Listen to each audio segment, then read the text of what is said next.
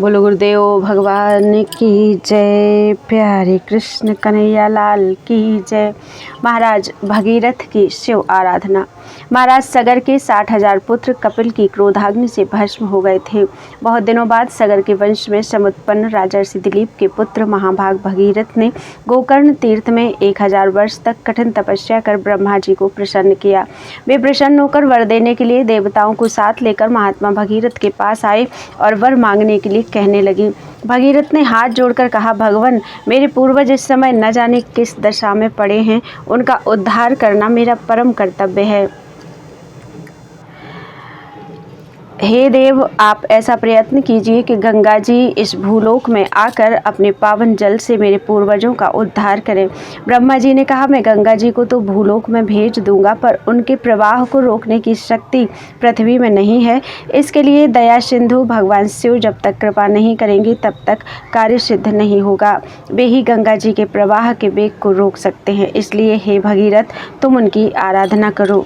ब्रह्मा जी के उपदेश के अनुसार भगीरथ ने शिव जी की आराधना आरंभ कर दी। वे अन्न जल का परित्याग कर पैर के एक अंगूठे पर खड़े होकर 1 वर्ष तक भगवान शंकर का ध्यान करते रहे। उनकी अनन्य शरणागति से प्रसन्न होकर भगवान उमापति प्रकट हुए और कहने लगे, नरश्रेष्ठ, मैं तुम्हारी तपस्या से प्रसन्न हूँ और तुम्हारी कामना पूर्ति करने आया हूँ।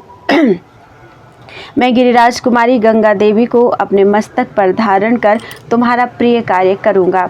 भगवती गंगा को अपने वेग का बड़ा गर्व था। इससे उन्होंने शिव जी को बहाते हुए पाताल में प्रवेश कर जाने का निश्चय किया और विशाल रूप धारण कर बड़े दुस्सह वेग से भगवान शिव के मस्तक पर गिरी। भगवान शिव को उनके अभिमान का पता लग गया, इसलिए उन्होंने गंगा जी को अपने जटाजूट में ही बांध रखने का निश्चय कर लिया। गंगा जी पूरे वेग से शिव जी की जटा पर गिरी और उसी में समा गई। उन्होंने बड़ा प्रयत्न किया कि किसी प्रकार पृथ्वी पर उतर जाएं, पर किसी तरह जटा मंडल से निकल नहीं सकी। वहीं पर वे कई वर्षों तक चक्कर लगाती रहीं। भगीरथ को इस बात से बड़ा दुख हुआ और वे पुनः शिव जी की आराधना करने लगे। शिव जी ने भगीरथ की प्रार्थना पर गंगा जी को अपनी जटा से मुक्त कर दिया।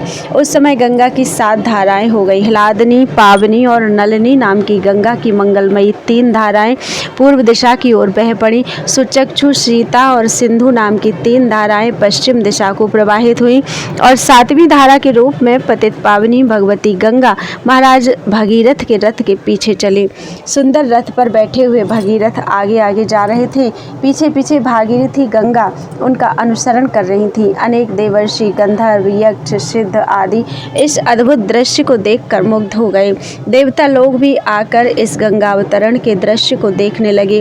भूतलवासी ऋषिगण उस जल को शिव जी के अंग से निकलते देखकर बड़ी श्रद्धा और भक्ति के साथ उसका स्पर्श कर परम आनंद को प्राप्त हुए।